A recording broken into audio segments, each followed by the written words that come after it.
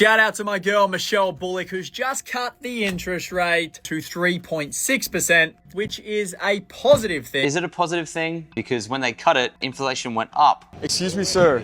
Is this your Bugatti? Were you a good student in school? I was a horrible student in school. Most entrepreneurs didn't do that well at school because entrepreneurs don't follow rules. It was the basis of entrepreneurship. Here's the main thing that I learned as someone who grew up poor, who is now dating and living with someone who grew up with money. And there is one concept that you have to familiarize yourself with, and it is compounding interest. People go on about compound interest, but most people don't have enough money to even start. I can't wait to financially afford who I truly am. Current me is out here Googling, can I mix body wash and shampoo and still go to heaven? Oh my God, I can't believe you're gonna use mixed shampoo. Get a new job, get a new skill, start a side hustle, start working weekends. Wealthy people have businesses and assets. Investments, real estate, crypto. Definitely not crypto. I'm Lloyd James Ross, 7-figure investor and entrepreneur, and I've helped thousands of business owners and professionals turn financial stress into success. If you're stuck in old money habits, overwhelmed by investing, or unsure where to start, this is for you. I'll give you the mindset and strategies to take control, grow your wealth, and achieve financial freedom. It's time to make your money work for you. All right, now it's time for some fun. Here we're gonna do some reactions. And reactions are great because you never know what's around the corner when you click this button and the reel pops up. So buckle up, enjoy, have fun. Let's see what the first one is all about. Shout out to my girl, Michelle Bullock, who's just cut the interest rate from 3.85% to 3.6%. Shout out. In layman's terms, that Shout means out. the RBA has just cut rates, which is a positive thing for borrowers and the property market as a whole. Is it a positive thing? I don't know, because when they cut it, inflation went up. And if inflation gets out of the control, they're gonna have to put rates way up. It's gonna be bad for property investors. But of course, property investors and people in the property sector, they need rates to go down for the property bubble to continue.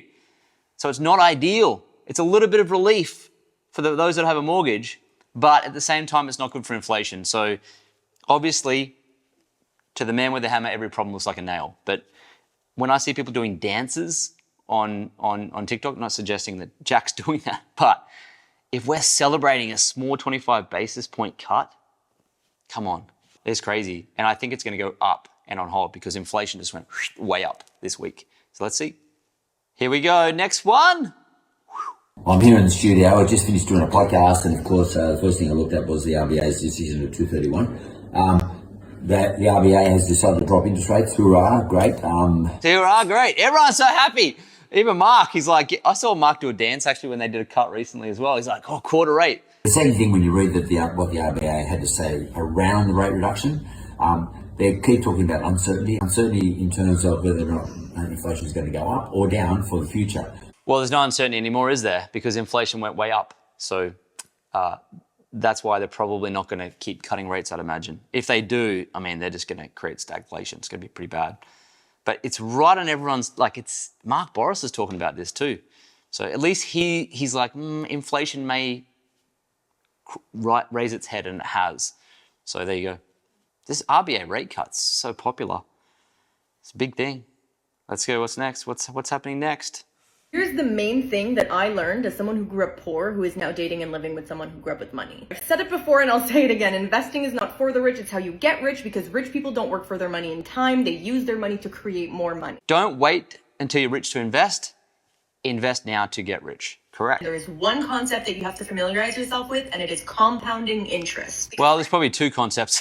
Underspend your income and then invest in assets that do compound over time. Because people go on about compound interest, but most people don't have enough money to even start. So you can start with like as little as $100.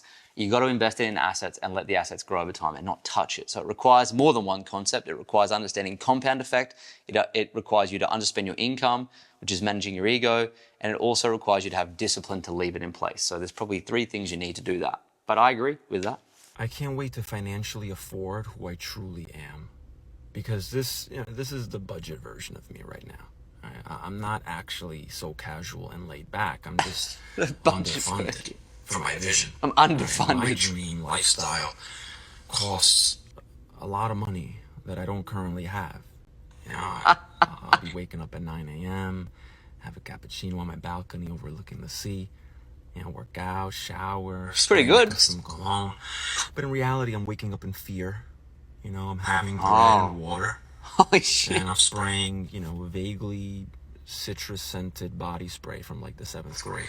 The person I truly am has a skincare routine and separate outfits for boat and lunch, you know.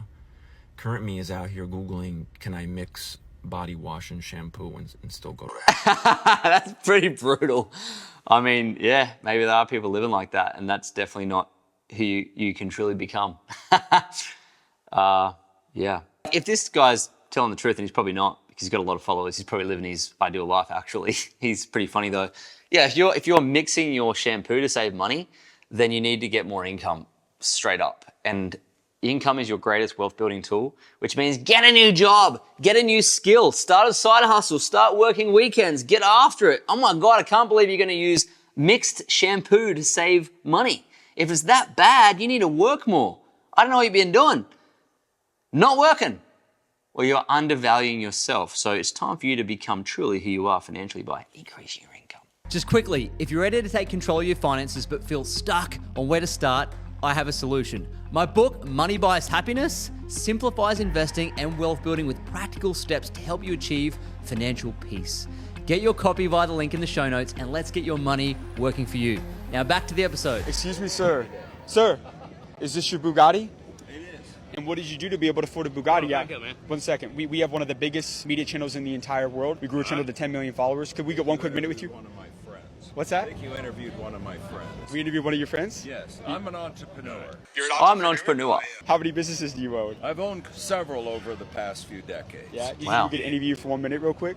Sure. So what business has made you the most money? The car business. You're in the car business. I am in the car business. There you What go. was the most amount of money that you made in a single year? Well, I did 80 million in one day. Whoa. 80 million of one Holy day? smokes. Yeah, I'm serious. You must You were a own good the car student in business. school? I was a horrible student in school. I had ADD. 80. They didn't know what it was. Most entrepreneurs have ADD.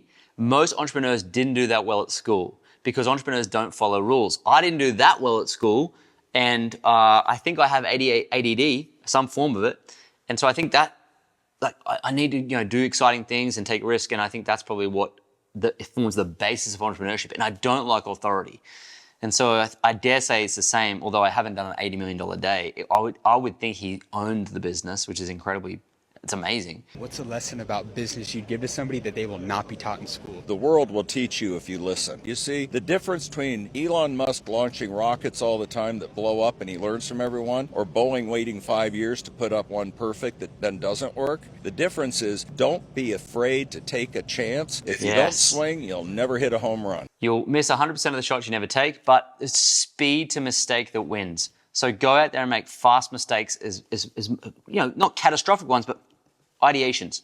Blow the rocket up, learn. Blow the rocket up, learn. Learn. It's speed that does that. In entrepreneurship, the market is the only teacher, which means you must get feedback from the market, which means you must go and do things that the market can give you feedback for. And you'll never get it perfect, so just ready is fine, go execute, and then fix it later. You will never be rich until you realize wealthy people never have jobs. Let's define wealth. Wealth is someone who has money and time. And the problem with getting rich in a job, and you can make money in a job for sure, is that you don't have any time. So I don't think you can build true wealth. It's so true. Because you have to ask for annual leave, you have to ask to do a P, you have to ask.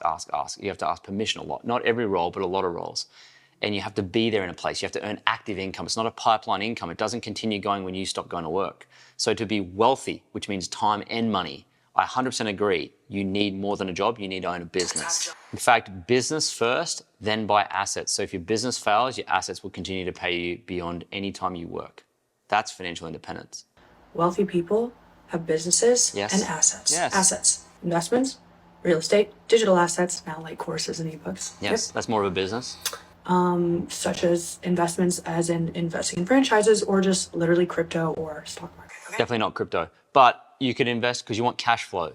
Someone the other day mentioned, I've got $4 million in crypto, but I have no financial freedom. And the reason for that is because it doesn't produce consistent cash flow in fiat currency. So a business will do that. It's a goose that lays eggs. You don't want to own the egg. And then real estate will do that, certain real estate. And of course, businesses will do that. So, online businesses, franchises, offline businesses, whatever. But it's got to be businesses or stocks, public companies that pay dividends, or real estate. I think I said businesses twice. But businesses, stocks, real estate. That's what produces cash flow. And cash flow creates freedom. The average salary that Australians need to feel rich. $500,000. Oh, For baby boomers, it's $306,505. For Gen X, $294,705,000. For millennial, $345,785,000. But for Gen Z, it is almost 500. I almost guessed it. 500. $474,000. What? The reason why I think that's happening is because they're seeing a lifestyle on social media that they feel is normal, that's not normal. And of course, to live that type of lifestyle, you probably do need to be making almost $500,000. I had a boss once, he said to me when I did have a job, he said to me, you need this is back in 2009 or 10. He said, you need to have $500,000 a year just to be middle class in Sydney. And so I would say even now, it's probably more like $1 million. You do have to be making a lot of money. But I think Gen Zers, the Zoomers, they see these people living this life and they just think it's normal, but it's not normal. And it's also, you can't see beyond the images. You don't actually know what's going on in someone's bank account or bedroom. So the type of income you need is to service shelter, put food on the table, take some holidays with your kids, and not lay awake at night worried. And I dare say an income of probably around about 300,000 would do that. And depending on your cost structure, it could be 200, but I don't know if you need 428. But to feel rich, yeah, you probably would. You probably would. I would agree with that. To feel rich, yep, 428. I can see that. All right, they're the reactions. Do you agree with them? Do you not agree with them? Leave me a comment below, and I'd love to know. And I hope you enjoyed it, and I'll see you in the next one very soon. Thanks for listening to Money Grows on Trees. If you enjoyed the episode, leave a 5-star review on Apple Podcasts and Spotify, and subscribe to us on YouTube so you never miss an episode. And if you're serious about building wealth, make sure to check out the links in the show notes and follow me on all social media platforms at Lloyd James Ross for more. See you in the next episode.